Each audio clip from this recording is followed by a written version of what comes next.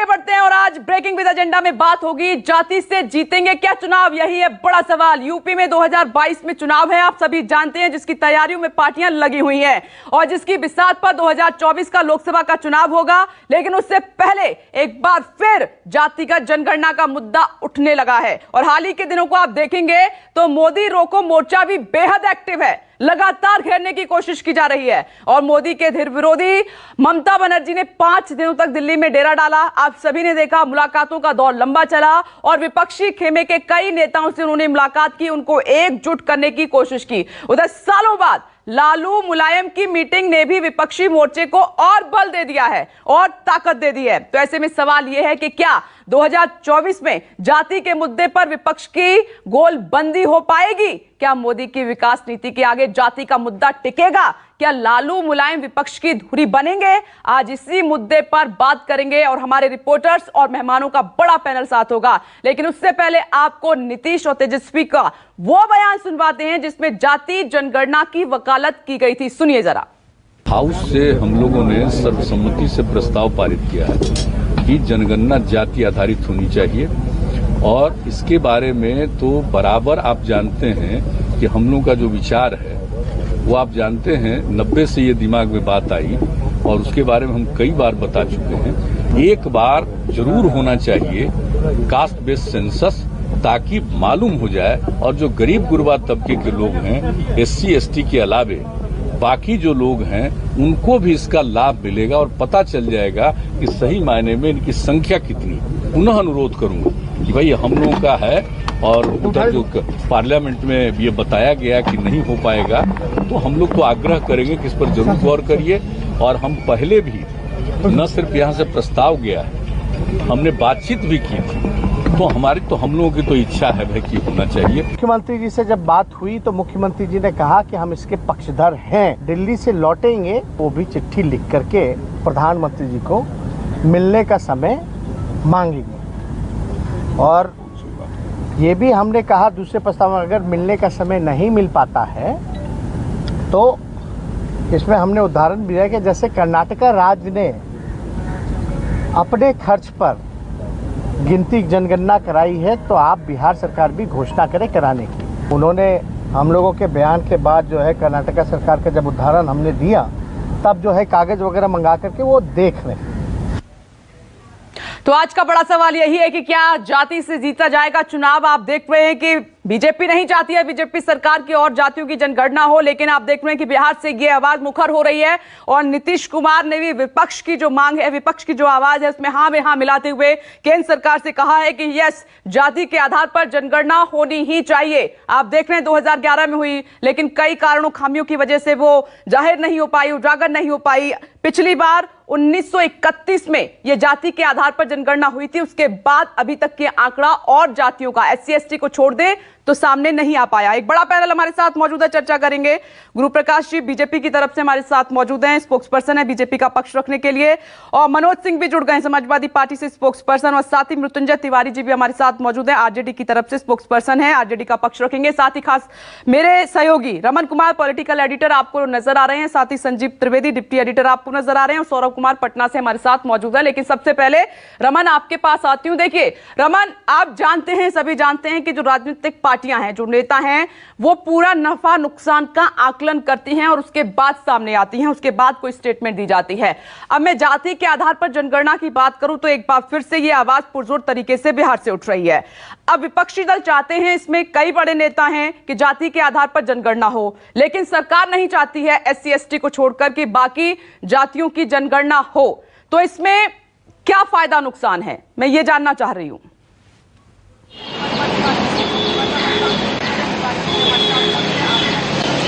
देखिए, सरकार के लिए काफी मुश्किल की घड़ी है ये, क्योंकि जो एक समीकरण उभर कर सामने आ रहा है काफी दिनों के बाद, एक बार फिर से जो तस्वीरें निकलकर सामने आ रही है कि लालू प्रसाद यादव की मुलाकात मुलायम सिंह यादव से हो रही है, फिर लालू प्रसाद यादव ने कल शरद यादव से मुलाकात की, और ये मुलायम, शरद और लालू की जो तिकड़ी है ये एक वक्त संसद में इतनी मजबूत हुआ करती थी कि कई मुद्दों पर संसद की कार्रवाई स्थगित हो जाया करती थी, अपने आप में बड़ी शख्सियत। लेकिन अभी उम्र ज्यादा होने और कमजोर होने के बावजूद भी तीनों का दिमाग चल रहा है और उस दिमाग के तहत जो लगातार ये बातें आ रही है उत्तर प्रदेश में, बिहार में, उस आधार पर ये जरूर कह सकते हैं कि इस जाति के आधार पर जनगणना में नीतीश कुमार का दबाव काफी काम पड़ेगा, काफी असर डालेगा सरकार के ऊपर। और नरेंद्र मोदी प्रधानमंत्री जब बने थे उस वक्त बीजेपी की तरफ से ये कहा गया कि पहली बार कोई पिछड़ा वर्ग का व्यक्ति प्रधानमंत्री बना है। हालांकि इससे पहले देवगौड़ा, एचडी देवगौड़ा भी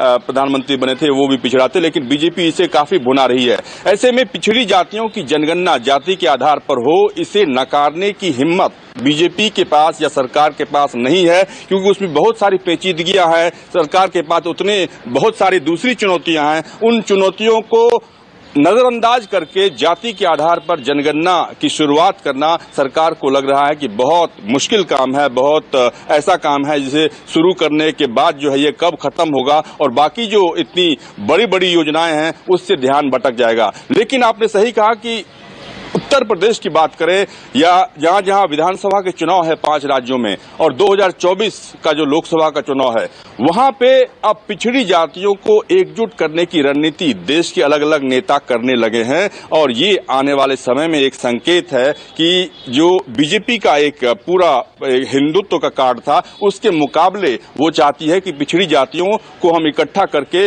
उसको टक्कर दे सके। ठीक है रमन, मैं लौटती हूँ। संजीव, क्या वजह है, जैसे विपक्षी पार्टियों की मांग है कि SC ST जनगणना होती है तो बाकी जो पिछड़ा वर्ग है और भी जातियां ऐसी हैं जिनका विकास वहां तक नहीं पहुंच पाया है, बहुत ज्यादा स्थिति नहीं है, उनकी भी जनगणना हो, वो भी फ्रंट फुट पर आए, उनको भी वो रास्ता मिले विकास का, तमाम सुविधाएं मिले, आर्थिक ढांचा उनका अच्छा हो, तो इसमें नुकसान क्या है, क्यों नहीं हो पा रही है? 2011 में भी कोशिश हो गई थी लेकिन आंकड़ा जारी नहीं हो पाया, तो वजह क्या नजर आ रही है, क्या नुकसान है सरकार को इससे?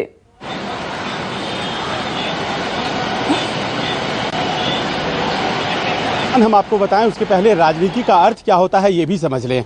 आम भाषा में ये समझिए तो राजनीति है परस्पर जो महत्वाकांक्षाएं हैं उनका साथ आ जाना किसी मुद्दे के आधार पर, और अगर वो साथ आ जाती हैं मुद्दे के आधार पर तो जाहिर है दुश्मन दोस्त बन जाते हैं, दोस्त दुश्मन बन जाते हैं। आप इसका उदाहरण देखिए कि नीतीश कुमार और तेजस्वी यादव एक दूसरे के धुर विरोधी हैं, लेकिन एक ऐसा मुद्दा आया है जातीय जनगणना का, दोनों के सुर एक दिखाई पड़ रहे हैं। मुझे अभी आपने बयान सुनाया नीतीश कुमार का, उन्होंने एक शब्द यूज़ किया गरीब गुरबा। आपने हमेशा ये शब्द जो है वो लालू यादव के मुंह से सुना होगा, तो आप ये समझे कि कैसे मुद्दे मिलते हैं तो शब्द भी मिलने लग जाते हैं। 90 की दशक की राजनीति को अगर आप याद करें, मंडल और कमंडल की राजनीति उसे मेटाफर में कहा जाता है। मंडल की राजनीति जो भारतीय जनता पार्टी के खिलाफ शुरू हुई और कमंडल की राजनीति जो भारतीय जनता पार्टी ने अपनाई। अब आज देखिए, आज भारतीय जनता पार्टी उसी कमंडल की राजनीति को मंडल में जोड़ करके अपने शासन को कंटिन्यू करना चाहती है। वो चाहती है कि वो ओबीसी वर्गों में अपनी पैठ बनाएं, और आपके सामने कई ऐसे नेता हैं जो ओबीसी समाज से आते हैं, भारतीय जनता पार्टी में हैं। लेकिन आप जानती हैं विपनेश कि 2015 का उदाहरण सामने है, जब आरक्षण के सवाल पर लालू यादव ने वो गोलबंदी की कि नीतीश कुमार और लालू यादव ने मिलकर के बिहार में ज़बरदस्त फतेह हासिल कर ली थी।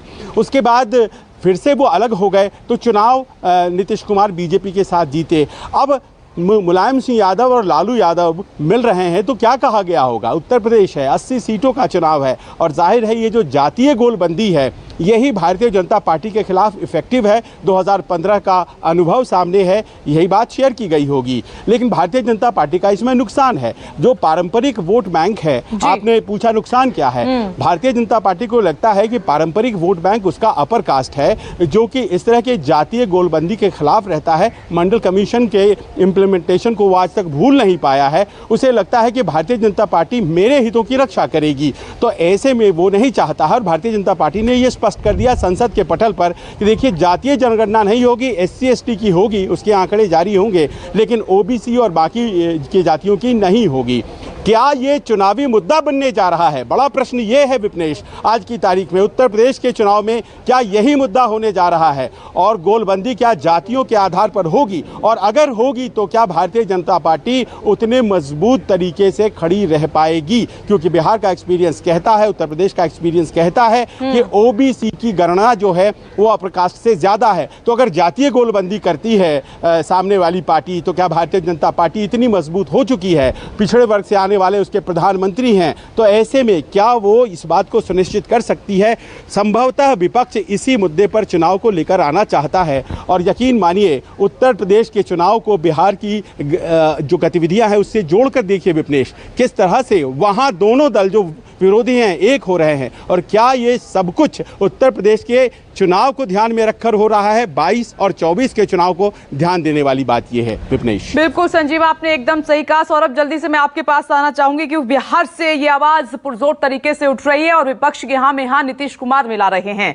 अब सवाल यहां पर यह है कि बिहार विधानसभा में बीजेपी की तरफ से भी इसमें हां में हां की गई थी, सर्वसम्मति से पास हुआ था विधेयक। तो इसमें अब प्रॉब्लम क्या आ रही है सौरभ? अब क्यों केंद्र तक आते आते ये बात अलग हो गई है कि SC/ST के अलावा हम और किसी की अभी जनगणना कराने के लिए तैयार नहीं है? बिहार में एक बात और दिल्ली में आते हुए दो बात, ऐसा क्यों?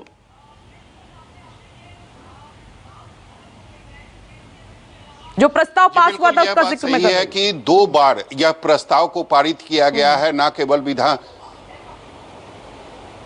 जी बिल्कुल, 2 बार इस प्रस्ताव को बिहार में पारित किया गया था, पूरे विधानमंडल में, यानी विधानसभा और विधान परिषद दोनों में यह पारित किया गया था। और उस समय बीजेपी ने भी इसका समर्थन किया था। लेकिन अब बात उत्तर प्रदेश चुनाव की हो रही है, अब बात हो रही है कि 5 राज्यों में जो चुनाव होने हैं उस पर हो रही है। तो सबको पता है कि बिहार में नीतीश कुमार बीजेपी के साथ भले ही हैं, लेकिन उत्तर प्रदेश में उन्होंने ऐलान किया है कि जदयू जो नीतीश कुमार की पार्टी है वह अकेले चुनाव लड़ेगी। तो निश्चित रूप में यूपी में नीतीश कुमार हो या चाहे विपक्ष हो, उन्हें एक मुद्दा चाहिए। और जातीय जनगणना जो है यह एक मुद्दा एक तरीके से कहें तो नीतीश कुमार को भी मिल गया है, लालू प्रसाद यादव, मुलायम सिंह को भी मिल गया है। तो नीतीश कुमार इस मुद्दे को छोड़ना नहीं चाहते हैं। कल आपने देखा होगा कि जदयू के जो सभी सांसद थे उन्होंने जाकर अमित शाह से मुलाकात की थी और मांग किया था कि जातीय जनगणना होनी चाहिए।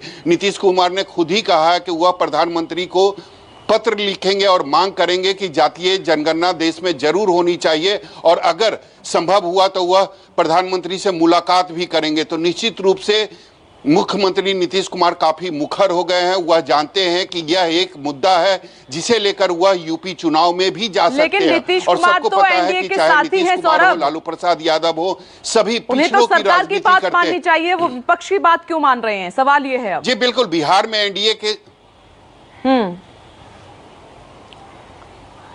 जी बिल्कुल, बिहार में भले ही नीतीश कुमार एनडीए के साथ हैं, बीजेपी के साथ हैं, लेकिन अब चुनाव यूपी में होने वाली है। और सबसे बड़ी बात है, ना केवल जातीय जनगणना, आप देखें तो पेगासस के मामले पर भी नीतीश कुमार ने जो स्टैंड लिया है वह बीजेपी के साथ नहीं है। उन्होंने कहा है कि इस मामले की जांच होनी चाहिए और जो अस्पष्टता है वह सामने आनी चाहिए। तो लगातार नीतीश कुमार के कई बयान है जो बीजेपी के विरोध में जा रहे हैं, और निश्चित रूप से जो विपक्ष दल है वह इस बयान को सुनकर मुस्कुरा रही है। उन्हें लग रहा है कि आने वाले राजनीति में कुछ भी संभावना हो सकती है। तो निश्चित रूप से नीतीश कुमार का जो स्टैंड है, हाल के बयानों को देखें तो यह बीजेपी विरोधी है। जी बिल्कुल सौरभ, और नीतीश कुमार को यह भी मालूम होगा कि 2022 में उत्तर प्रदेश में विधानसभा चुनाव हैं और जो मांग वो विपक्ष के साथ मिलकर कर रहे हैं, जिसके लिए केंद्र सरकार तैयार नहीं है, तो उसमें 22 में उत्तर प्रदेश में बीजेपी के लिए मुश्किल खड़ी हो सकती है।